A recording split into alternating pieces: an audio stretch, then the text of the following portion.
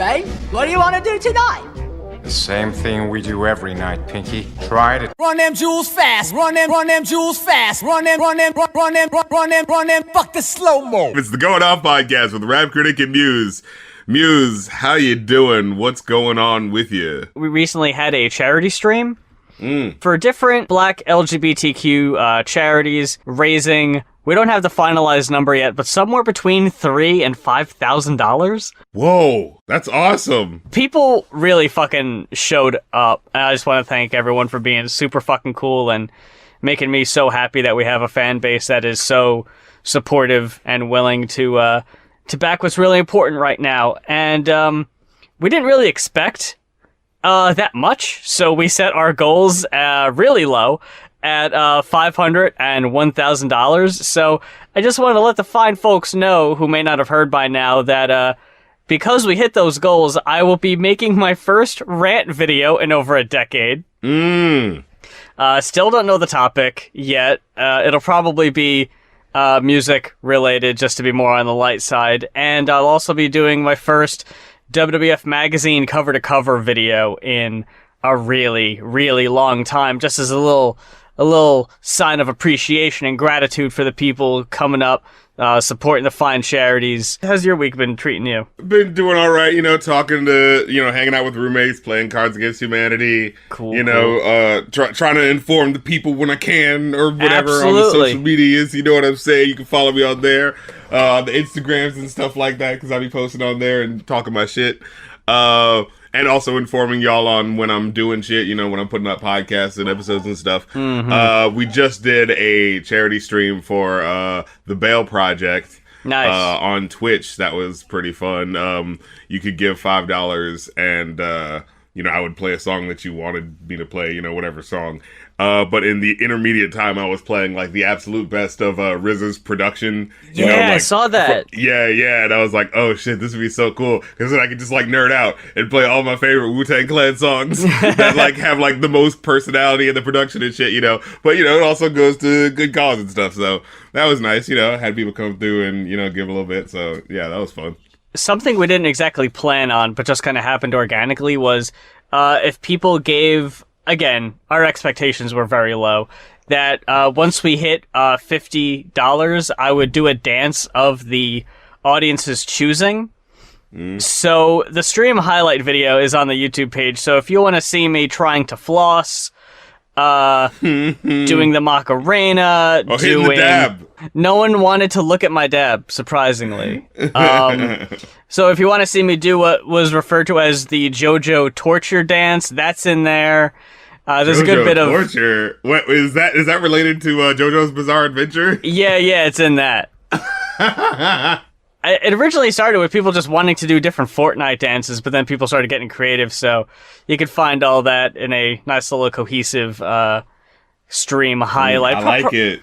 I might do more of those. Just kind of stream old school PlayStation games that I played as a kid and just kind of zone out. Yo, I was thinking about doing that shit too, trying to get Simpsons Hit and Run or Def Jam Fight for New York. Trying to fucking find it, but yeah. We've got two very, very, very new releases. Brand spanking. So we're going to start with Lady Gaga Chromatica first. And Lady Gaga, no stranger to the Going Off podcast. We reviewed her last full-length album. We reviewed Joanna. Very different album than this. Yeah. I remember she also did a jazz album at one point. It was where she randomly had her hair was dyed blue and she was doing songs with Tony Bennett and shit, Yeah. So honestly, for me, I was thinking, well, I guess something did come from that in Joanna, but I thought she was gonna keep going in these weirdly new eccentric directions.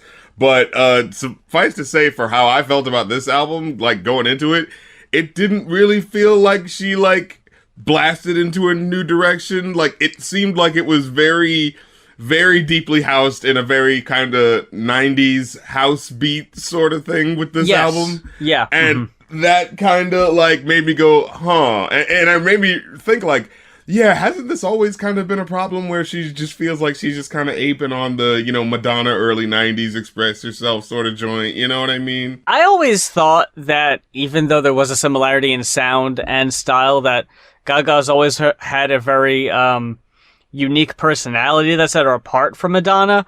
Absolutely. No. She is her own, person. And, no, it's not like it's interchangeable where I'm going to be like, oh, I'm listening to a Lady Gaga song just the same as listening to a Madonna song. Right. Certainly never that. And in fact, I would actually go further to say that, it's never felt that way directly before. With these songs, is it just me or does the writing feel like it's not, as fleshed out and as much of a character within each song that kind of I remember from the earlier singles? Yeah. Okay, I'm not crazy here. Oh, no. Absolutely not. As someone who has gained a much stronger appreciation for Lady Gaga over the past few years and really discovered the Born This Way album and how I was really sleeping on that one and how there's some really great tracks on that album that I just never really gave the time of day for. I'm gonna say I like this album a lot, but it is not my favorite Lady Gaga album, if that makes sense. Oh, absolutely. I can see that. I really, really, really like the 90s house aesthetic. Yeah, see, that's the thing. I don't hate it either. I don't hate it either, right? I don't hate it. And Gaga fucking belts it out. Very strong vocal performances on the album. The only problem is, and I will absolutely give it to you there, that the writing is not that strong on this album. The lyrics are kind of... they're definitely not the star attraction on these. And it feels like it makes the idea of doing it, it adds to the derivative feeling of the track overall. Okay. You know what I'm saying? I was listening to, I happened to come across some 80s songs, which, in the early 80s, they're doing all these montages to the 50s. But when you listen to those songs, they still sound like quintessential 50s songs, but with that cool sheen of the 80s over them that updated the aesthetic, like a Billy Joel or that's all the goody two goody two goody two shoe. It has a 50s aesthetic, but you're not gonna mistake it for a 50s song because it sounds like there's an updating of musicality to it into the 80s. You know what I'm saying? Right. I think specifically because 90s house and Eurobeat and all that is textbook gay. I'll go ahead and say that. That there is a review that a trans woman wrote of the album and was talking about this fictional planet of Chromatica, and how if she had to describe the album, a solid, fitting alternate title for the album would be Planet Fat. And you know what? I'm not gonna argue with that, because this is an extremely, extremely gay album. It's more of a love note, I think, for a very specific point in time. Like you said, very, very early 90s. My lowest rated cuts on this album would be as follows. My cat is meowing. I did not think I'd be able to hear him. Oh, bitch. Oh, it's great. You can fucking hear noodles in so many of my recordings. It's okay. Sorry, ladies and gentlemen. If you would have asked me ahead of time before listening to this album, I absolutely would not have predicted this. Signed from Above, featuring Elton John, Oof. is by far the worst song on the album. On fucking paper, dude. Lady Gaga and Elton John. On paper! After the collaboration with Tony Bennett, you'd think, yeah, this is a fucking obvious, no-brainer. This sounds so bad. So tired. So plodding and slow. The harmonies are the worst. Dude. I don't know why they go on for so long. It is the most unpleasant sounding. It couldn't be more obviously recorded in two different places. Right. Just kind of layered on top of each other. I would say when we used to say sayonara at the end of the podcast and I layered our audio over each other so it sounded like we said it in unison, it sounded better than Lady Gaga and Elton John trying to harmonize. Obviously not in the same fucking place. It sounds so bad. One. The choppy flow is so bad. God, I couldn't handle it. It was just like, how do It's you so not know? awkward. That was the point where I was like, didn't you do a jazz album? You want to swing this shit or nothing? Right? Come the fuck on. You've got two of the most flamboyant artists in pop music history. What the fuck happened? Another lowest rated cut, Sour Candy featuring Blackpink. Oh man, I couldn't believe it. Everybody dropping the ball here. Oh man, let's get right into it. And at first it didn't sound too bad, Sour Candy, like, okay. And then when it gets to like Lady Gaga's part in particular, it just sort of annoyed me how her stuff was still kind of felt very underwritten. It so sounds like that fucking, the typical 90s, Swedish guy writing the dance song. So, you're not really sure what he's saying. And it's like, Lady Gaga, you speak English. Like, you should, what are you doing? Why are you just repeating? Why don't you want to go like, hey, let's make it mean this so that it'll punch even harder. You know what I'm saying? If you give me time, I can make time for your love. That's so awful. And again, it starts out, if this was just a Blackpink song by themselves, I think it would have been fine, because I think they do an okay job. It is subpar by Blackpink standards, in my opinion. It's not the best I've heard from them, but especially in how these tracks are ordered. This song comes right after Plastic Doll, which is a song I actually did really enjoy. But in Plastic Doll, it's got a bevy of doll references and little, it's references to this, references to that.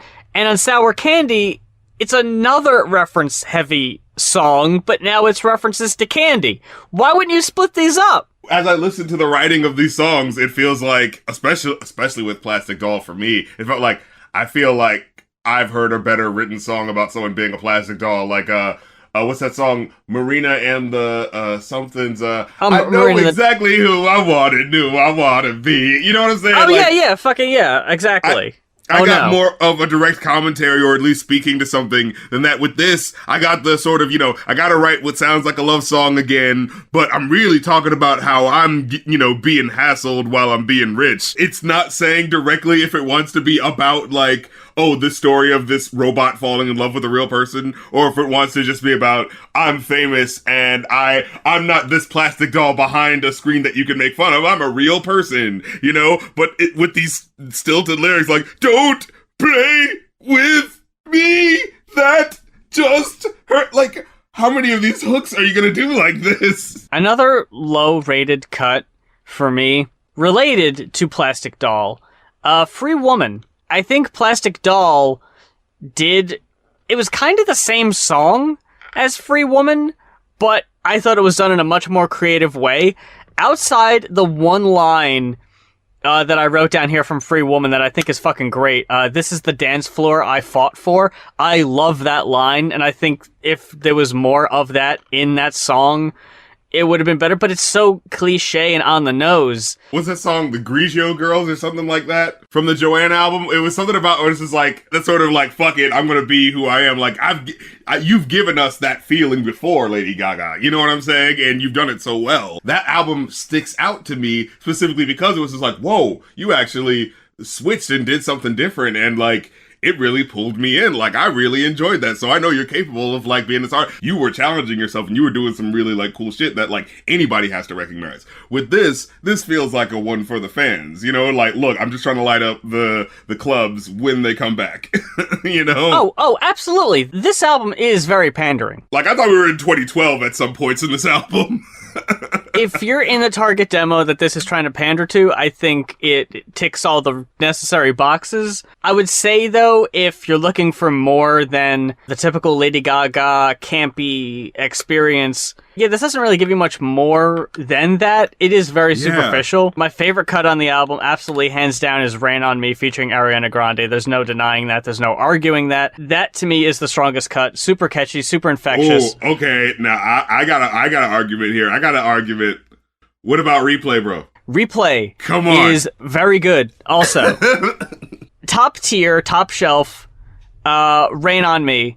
Second shelf would be Stupid Love, 911, Plastic Doll, Enigma, Replay, and Babylon. I think those are all really good cuts also, but they're not touching Rain on Me. Not in my opinion. Ah, come on. That driving beat, the backwards thing going in replay, like, come on. That's it. And the melody, the side-winding crazy-ass melody and shit. Look, Ayaz wishes he could have written a song this good about things fucking being replayed. The only issue I had was the way she said replay when she repeated it. Replay, replay. Like, like, I just wish they would have done, like, you know how Nicki Minaj will do the thing where they just, like, sharply cut her voice, like, like that. Like, but her saying it in a slurry sort of way, like, messed up the idea of it being a technological thing, you know? Ah, I got you. It's like, no, you're giving me the Daft Punk feel, but you gotta take me all the way there. You gotta have the little digital tick in it.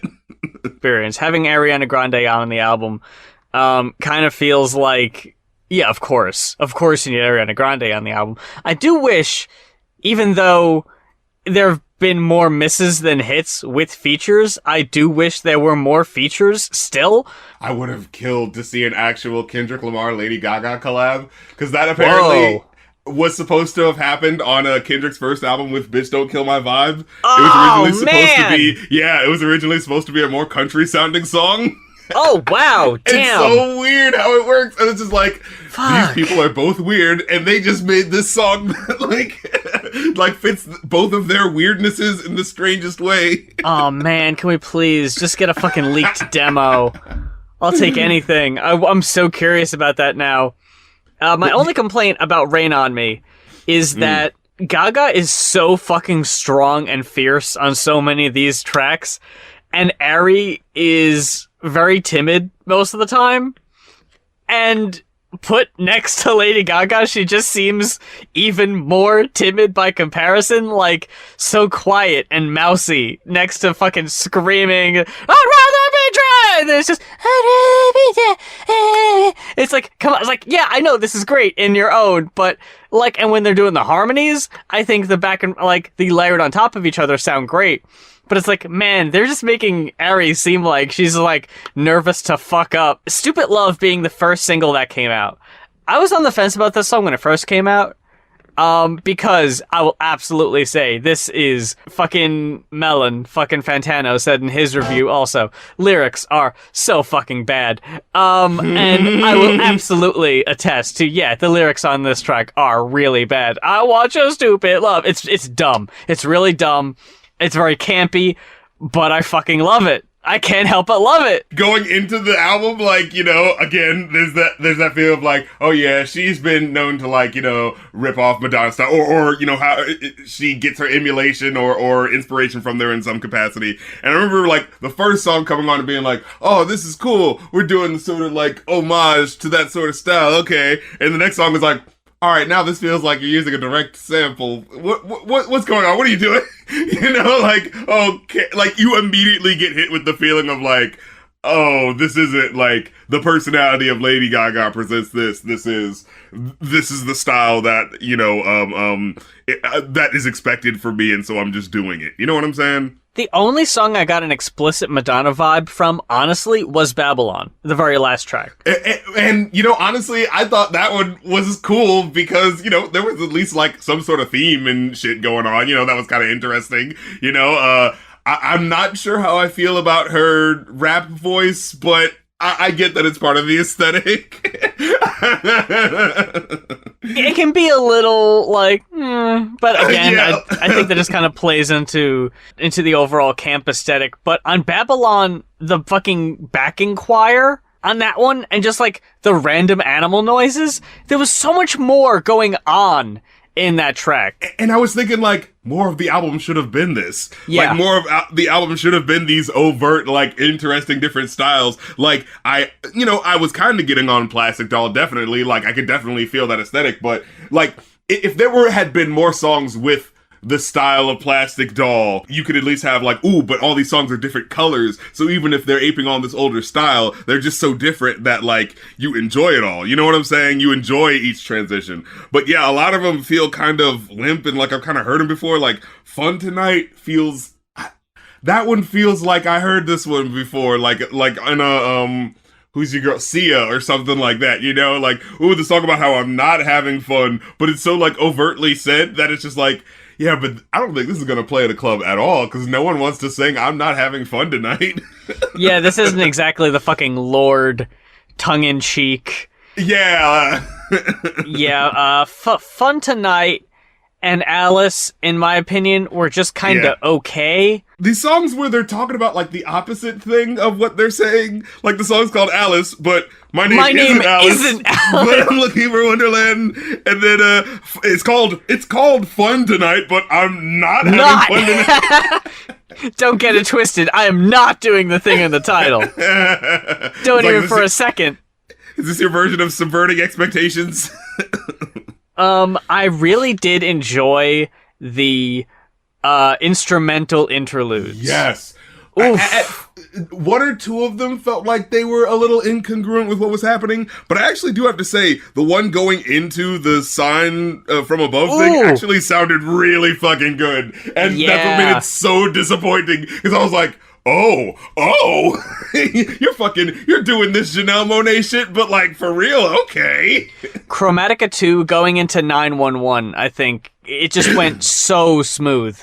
Like, it was just a continuous beat right into 911, and we didn't even talk about 911. I fucking love 911. I hate that it's so short. My biggest enemy is me, Papa 911. And Fun Tonight, where, again, you know, I remember Todd the Shadows talks about this, like, when someone who has a hit song, and in the next song, like, they reference the big hit song, and in this one, she's like, you know, again, this sounds like it's supposed to be the lead single from the album, and she's like, you love the paparazzi, love the fame, and it's like, 1000 Doves is also in the same category as Alice and Fun Tonight, where they're just kind of okay. You know, the auto-tune on 1000 Doves, at first it annoyed me, but then I kind of thought about, like, oh wait, is she, like, being an android here, like, very directly? Like, I thought it was interesting. There was one line here where she was saying, like, we're like, when your tears are falling, I'll catch them. And I was thinking of that in terms of, like, what if she's like an android and she doesn't know how, like, you know, to express love or caring for someone. So she's like, oh, if I'm seeing you crying, I'm like, I'm catching your tears. I'm making sure it doesn't, you know, I'm stopping it. Like, you know, like, that's how I'm trying to interpret, like, showing you that I care for you. You know what I mean? That does bring up a really good point, in that if you look at the music videos for Stupid Love and Rain on Me, the imagery is so fucking in your face of just this foreign planet. Nothing really makes sense because it's all out of context, but everything is so visually appealing, and then it doesn't really translate to the album. Yeah, like if this album is supposed to be a concept, I didn't get that. Yeah, exactly. And I was thinking about, like, I think it's who is it in particular? I know it, like, Janelle Monáe. This is the type of, like, album I was getting from that, but when I listen to her albums, I feel like I've been through a world, you know what I'm saying? I feel like I'm like, oh yeah, I know about the DJ, the robo DJ who's talking about the androids fighting the power, you know what I'm saying? Like, I can remember stuff like that and how the songs illustrate or make that robo reality world feel more like real and engaging. But I got that sort of on like one or two songs, but not enough to feel like, whoa, you gotta check this out. Like I said, the Plastic Doll, yeah. Like, it was the one that stuck out to me the most, but it still kind of felt like I didn't get a full song here because there wasn't enough focus in the writing, you know what I'm saying? It doesn't help that she specifically says she's looking for Wonderland on Alice. And that was something on ArchAndroid. The Take Me Back to Wonderland. Yeah. I wanna get back to Wonderland. Like, and that's one of my favorite cuts too. Why wouldn't you have Janelle Monáe on this album? Oh my god. God damn it, now I'm mad. Needed more features, I'm telling you. I didn't even think about that before just now, but fuck. That's obvious. Oh, god damn it, Lady Gaga. I hope you're not listening to this. You're gonna be kicking yourself so fucking hard. When you hear us, two people whose opinion you don't care about, mention that you should have had Lady Gaga, that you should have had Janelle Monáe on the album. My God, it's the most obvious fucking pick.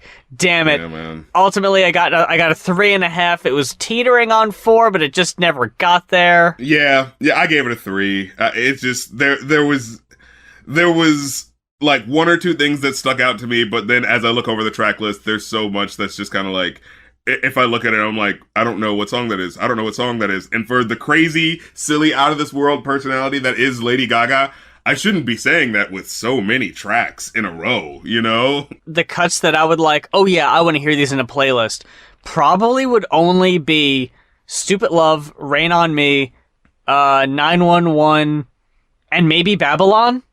I would throw Replay in there, personally. Fuck, yeah, Replay. I keep forgetting Replay, damn it. But yeah, that would definitely, I would be remiss that was to the leave way out Replay. I could have started fucking dancing, and the whole club, everybody in the club could have started fucking lighting off of the ground and floating in the air. That shit felt like.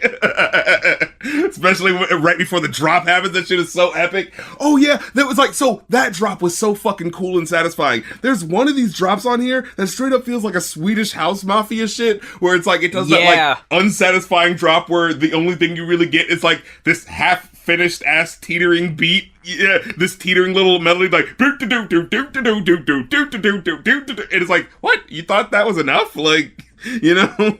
There's a lot of variety in 90s house that I think they used way too many similar beats on the Lady Gaga album to where they eventually start bleeding together. I want to look into who the producers were, because I think, honestly, if you are trying to make an album that has 90s house era vibes, you should probably reach out and get some producers from that time period. Yeah. Not try to get people who are producing today to try to mimic and imitate that style. You need to have the people who did it firsthand to give it more of an authentic feel. Because at times it did kind of feel like, you know, just kind of wearing a costume of early 90s. On Enigma! Yeah. Where that one felt like she was like stretching her voice a little bit to try to match that, you know, early 90s, heavy black woman's voice, you know what I'm saying? With the man. And it just felt like, I don't think this is working. You needed black women on the album is what we're trying to say, Gaga. You got fucking 90s house and you don't have any... Come on. What you doing around here? You don't have any black women. You got Elton John as the queer representation, but that ain't enough. Let's face it. What's Tantric Hall? Where are you at? Yep. There's no shortage. Gaga, come on. I know times are hard in the quarantine, but you must have recorded this before that, right? But let's transition into Run the Jewels. Let's run over to Run the Jewels 4. We are fucking completionists when it comes to Run the Jewels. We have, and we reviewed Run the Jewels when it came out in 2016, so long ago. I remember it being a Christmas miracle. Yep. I woke up on Christmas morning and saw that and was like, ooh boy. That was good Christmas. It was a very different kind of surprise because unlike, oh cool, I got something really dope to listen to on Christmas, it's, oh cool, I'm really fucking mad at everything around me, and this album just captures it so fucking well. This is exactly what I needed right now. And boy, oh boy, did your boys come through once again? Your boys came through. I think it'd be easier to start with the cuts, or let me look through here. I'm like, wait a minute. The one cut that didn't grab me as much was Never Look Back, track 8. Let me see. Mama said Never Look Back. You know, the drop didn't really hit as hard as I wanted it to, but my head was already kind of bobbing as soon as the shit started, but that is because I just had dealt with 7 other tracks of absolute fucking ether. I can't fucking hide it anymore, man. I goddamn love this album. Holy goddamn shit.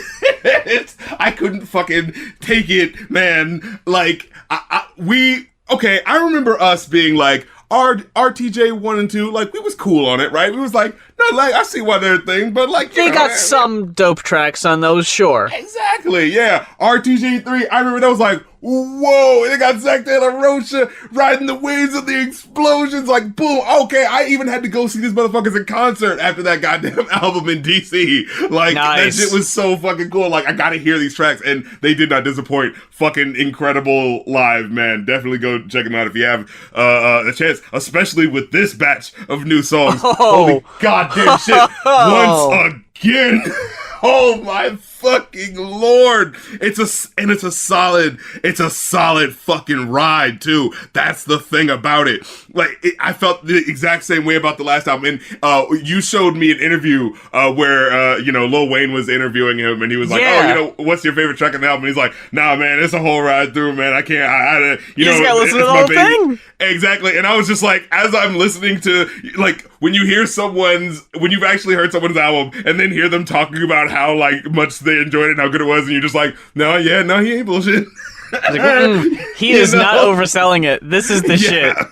This is by far, hands down, the best Run the Jewels album we've got so far. They just keep getting better. Tracks 1 through 7 are a non-stop barrage. It absolutely does not let up. Yankee and the Brave, episode 4. It wastes no fucking time. Just continue like a punching bag hitting you in the face. Oh my god! Look, how Lady Gaga was like, "Hey, I'm gonna start this shit with a nice, really sweet sounding, sweeping instrumental. It was just painting the landscape of what up, bitch? No, just kicking in the fucking door." Oh my god, what's that fucking line? Yankee and the Brave are here, everybody hit the deck. We don't mean no harm, but we truly mean all the disrespect. Dude, line after line, man. It doesn't let up. That string that they both start with their verses, where it's just in rhyme after in rhyme. Yes. Oh my god, dude. Dude, it is like a heat wave of rhymes, this fucking album. It's just always hot the whole time. You know, when you go outside and you just feel the heat on you. I have written down during Walking in the Snow that I had to make note that up until this part of the album, there hasn't been a beat that hasn't made me say fuck out loud yet. Every single one is just fuck! Fuck! Every single goddamn cut, dude! So fucking intense. It's madness. Yo, just. You need a minute? The fucking track, just. Oh! Look at all these slave messes posing on your doll. Oh! Get it? Oh my god! Song Fucking of the Pharrell! year! Zach! Yo, wait, let's be clear. Pharrell and Zach De La Rocha. Holy shit! Oh. Whoa! Who knew we needed it? When you're listening to the smooth fucking Pharrell, calling you a scholar, and when he does that last part, is look at all these slave messes posing on your doll, and then when you don't expect Zach, just look at all it, you're like, oh yeah! I said look at it! Oh fuck! I am 100% here for this shit! Oh god!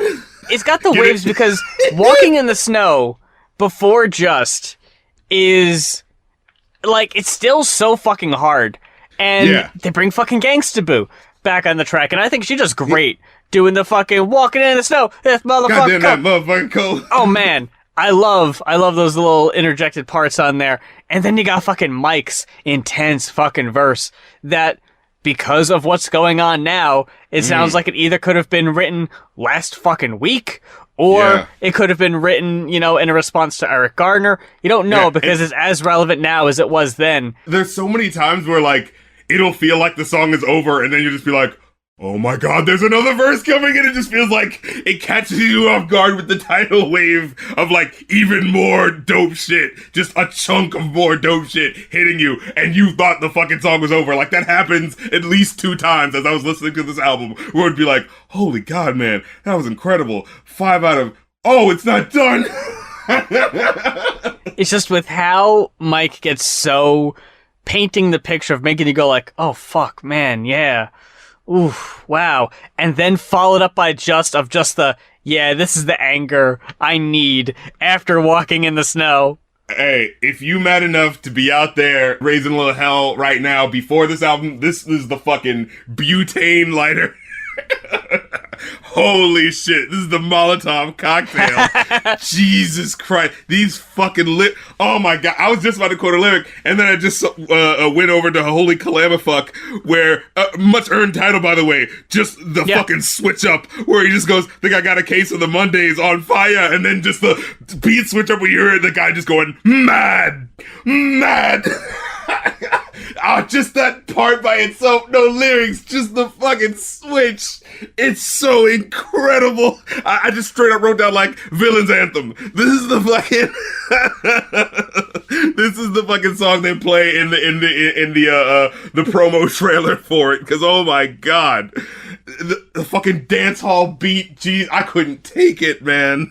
It's funny how you say Holy Calamafuck is like the villain anthem, because The Ground Below, that shit straight up sounded like a Czarface track. Oh my god. Dude, I wrote down, I was just like, this shit is flames with a capital PH. Flames. It's so fucking hot, dude. It's so hot.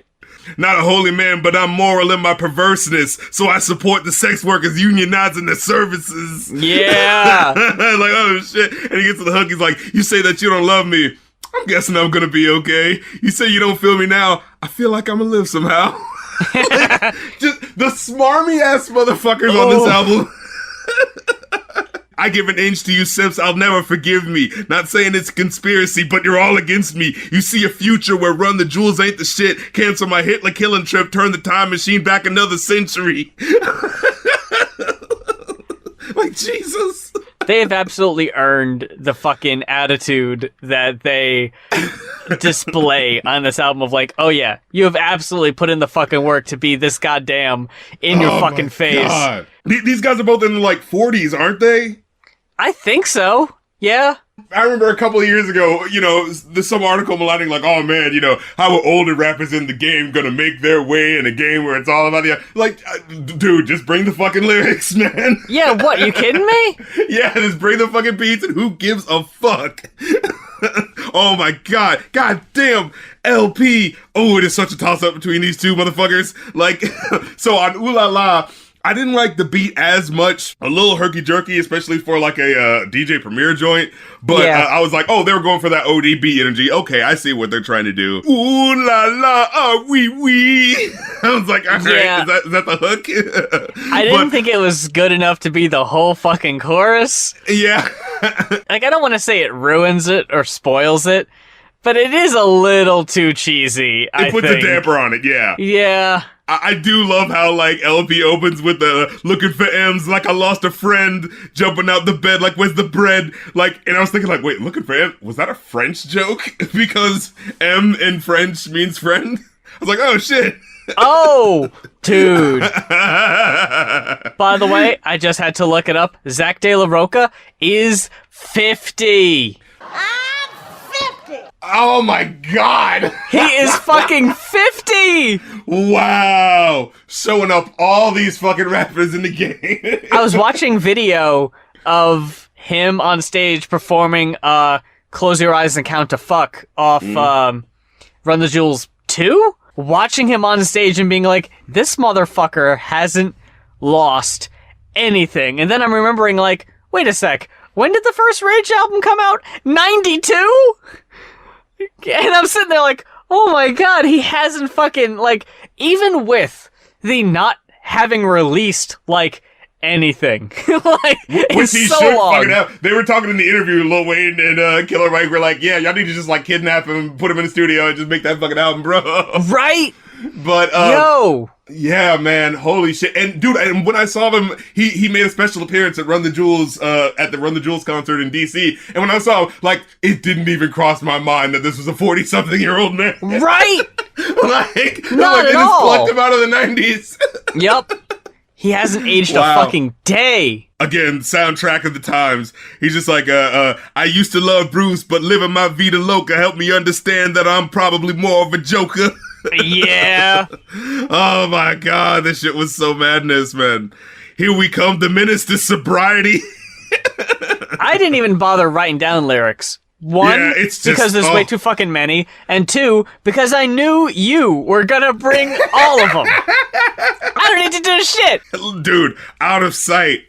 Jesus. Let me quote. Wait. Next summer, leather bombers, dookie ropes, and smoking indica. Ain't a team as mean and clean as Malene and Michael Render, bruh. TV got no temperature. Even if it did, bitch, we as cold as penguin pussy on the Polar Cap Peninsula. Colder than your baby mama head when she find out you been fucking with that other broad and you ain't got the rent from her. Like, oh my God. Holy shit. You could have stopped the album there. I know we say this every time this fucking fool pops up on the podcast. I don't think we've heard a shitty guest verse from 2 Chainz ever. Oh my lord. The fucking Undertaker-like streak of 2 Chainz continues. It lives on in infamy. We're not worthy. Even if it does sound kind of out of place and tacked on. It totally does. But man, the way he flows over that shit. I don't care, dude. I don't mind it. Right. Come right on through 2 Chainz. Right this way. Your money's no good here, Mr. Chainz. I slide on tracks like home plate, ride beats like road rage, got a cribbing like 4 states, like just, ooh. And then just the way he ends the verse with just a touch of class. You know, he's been bragging on you, telling you about how good the life of 2 Chainz is, and then he ends it with, you know, throwing a bit of love on his brothers, right? He's just like, just left the hospital, make sure my niggas was straight, and set bail a couple dollars if they give him a date. Like, goddamn, just like so smooth, like just fucking. He's whipping through the fucking. He's whipping in the hard in the fucking paint on this verse, and then he just ends with, oh, and also I'm a good guy, you know, helping my peoples. You know, it's just like, goddamn, he kicks ass and he's a good guy. I saw our pal, our bud, Kill Bill the rapper, on Twitter and say, I think this is the best Run the Jewels album so far. What do y'all think? And I just responded. I was like, yeah, for sure. And he responds and says, he says, dude, the production though. Look, look, this is absolutely, I've never really had I don't think I've ever had a problem with Run the Jewels production. Yeah, no. But this album goes above and beyond. I don't remember them having or flipping samples like they are on this album on their previous work. On fucking Out of Sight, on Holy Calamafuck, even with Never Look Back. Just, again, we've said this for the last few albums, just merely being on this album alone, it's not as strong because it's in the company. Like, it just followed just, and it comes on before the ground below. It's not fair, is my point. And that on an album like this, where Just is so fucking good, and it's so dynamite, and it still has strong enough competition that I don't even know if it's the best cut on the album. Right? On any other album, it would be a fucking shoo-in. Here, I'm like, I don't know. Fucking Yankee and the Brave, though. Dude, I wrote a fucking Goonies versus E.T., though. Right? We're fucking spoiled. This album was a spoiling of us. Oh, Walking in the Snow. Just, again, want to quote LP. Fucking lyric where he's like, pseudo-Christians, y'all indifferent, kids in prisons ain't a sin shit. If even one scrap of what Jesus taught connected, you feel different. What a disingenuous way to piss away existence. I don't get it. I'd say you lost your goddamn mans if you had one to begin with. Just, ooh, just drop the bomb on him. Oh my God. What was that one? There was one fucking lyric in here. Just, God damn it. My cup runneth over. I'm just like scrolling, trying to find where the fuck these lyrics are, because there's just so many. I had to go like, wait, no, that one can't be as important, because I gotta get to this one. Oh my God, just wave after fucking wave of dope-ass lyrics. Oh man, I gotta quote. Lyric in Just, where he says, I got broke too many times, I might slang some dimes. You believe corporations run into marijuana? And you hear in the background someone said, how that happen?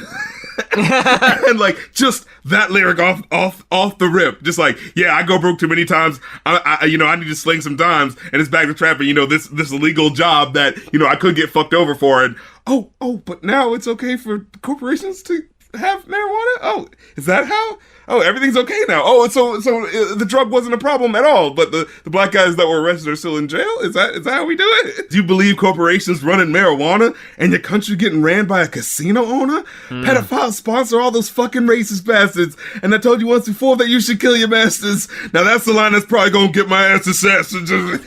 Yeah, because it's just like, where's the lie, though? Yeah. Just the way this album ends, too. We haven't mentioned it yet. We got to talk about a few words for the firing squad. Parentheses, can't take it. Radiation.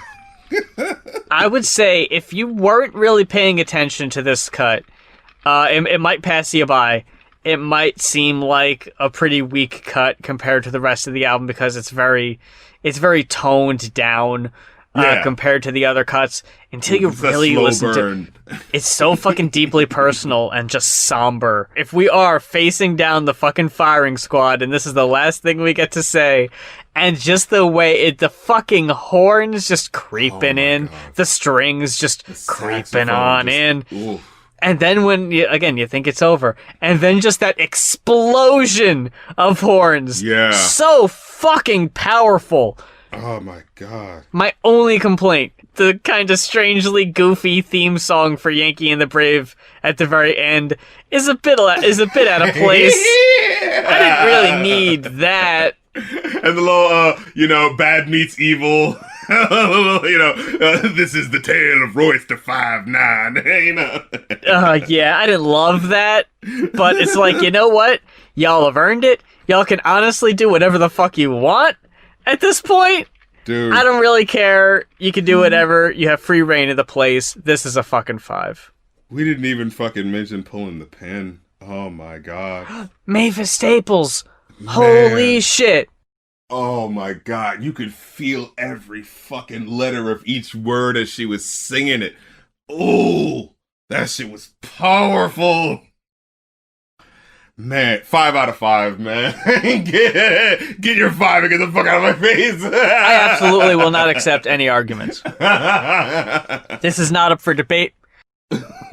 Comments have been disabled on this. I ain't trying to hear it. If you don't like it, fuck you. Fuck your mama. Even with the shortcomings of Gaga's album, these two albums for me have been a fucking blessing. I really, especially because we've been kind of short on new releases, and we've really been keeping our heads down with the Patreon requests. Man, these two back to back for me were like, yeah, I needed this shit. It got the anger and the rage of the past few weeks in Run the Jewels. It's making up for the clusterfuck that is Pride Month with Chromatica. Yeah, and that's the thing. Like, even with Chromatica, like, you can't say you're not gonna be dancing to some of those cuts. I don't need to pay attention to the shitty lyrics if I'm dancing. Exactly. And you know I'm what? not gonna hear them. Like, I'll at least give her that much, like, she knew what she was doing. Right? Like, bitch, I know we all sad, bitch, fucking dance. Shit, just dance. I don't care. Exactly. Just dance. She just said, I don't care if the song's fucking not finished yet. These bitches need to fucking get their asses moving. Absolutely. So for that, you gotta respect the dedication to the people. I'm telling you, she wasn't trying to reinvent the fucking wheel. She was just trying to get people to fucking dance. Exactly. And with that, Chromatica achieves that. And this, ooh boy, this is possibly the most cathartic album. Yeah. We absolutely needed this right about now. But that does about wrap it up for this week's episode of the Going Off podcast. We'd like to thank you very, very much for fucking with us this week. And if this happens to be the first time listening to us somehow, all of our old episodes are on SoundCloud, iTunes, YouTube. Pick whichever works best for you. I don't think I said Spotify, but we're on there too.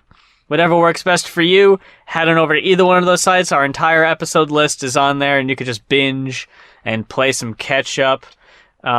Outside that, as we did mention before, we do accept requests for album reviews. So if there's an album that you have in mind, head on over to Ko-fi, that is ko-fi.com/goinoff, that's GOINOFF, and you can request an album for a one-time $40 pledge, or if you're feeling frisky and there's an album that you made yourself, one-time $50 pledge, and we will review your work. Of course, also my YouTube page, y'all can go to youtube.com/rapcritic, or my Twitch page, twitch.tv/rapcritical. I'm doing more streams on there, especially as I'm getting more ahead of working on these Rap Critic episodes. I like to do them as I'm releasing the episode, so I can be like, it's like a rollout. It's like, all right, I'm done with the episode, and now I can have some fun. You know what I mean? It's a fucking event. Exactly. So yeah, definitely come through there if y'all want to, hang out, listen to some music. I'm doing the Billboard Top 100 thing. We're still in 1980, but I might be switching it up since I did the RZA thing to, looking at some of like my favorite producers and, listen through their joints, like DJ Premier. Like this album got me thinking about DJ Premier, so I'm like, shit, I might start running through some of my favorite joints of his. You know what I'm saying? So definitely keep your eyes to that Twitch. And follow me on all the social media so you can know when I'm doing the streams and when the episodes are coming out. And, of course, if you want to see them early, it's $1 per episode created on patreon.com/rapcritic. And you can see the episodes early. Plus, join my Discord. So, yeah, do all that fun, sexy stuff. And until next week, for the Going Off podcast, I'm Muse.